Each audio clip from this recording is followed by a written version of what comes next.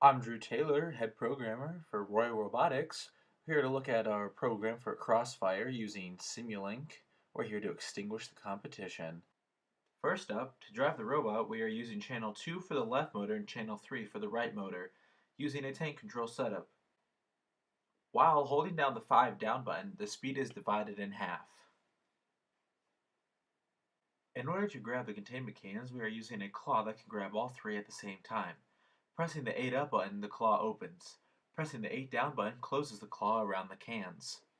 Diving into the subsystem, you can see that we are using an if-else statement to control which state the claw should be in when a button is pressed. Using a motor to rotate a gear around a pivot, we can raise and lower the cans. Pressing the 6 up button raises the arm at full speed, while pressing the 6 down button lowers the arm at a little under half speed because gravity helps it lower down. In the subsystem, we use an if-else statement to decide the direction and speed the motor will spin. To put out the flames, we are using an arm that is pulled back, gaining potential energy from rubber bands, then is released to hit the water balls. To pull back the arm, we are using a motor that rotates at full speed when the 5 up button is pressed. To adjust the angle of our launcher, we are using a servo. Pressing the 7 right button on the controller sets the servo to about 30 degrees, and pressing the 7 up button sets that servo to 60 degrees.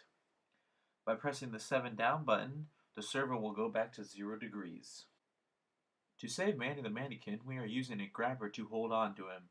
To close the grabber around Manny, we are using a servo.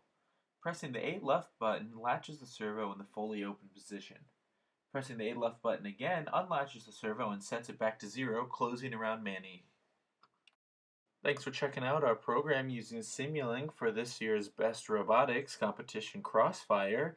Check us out at hocrossfire.weebly.com for more information about our robot and our team.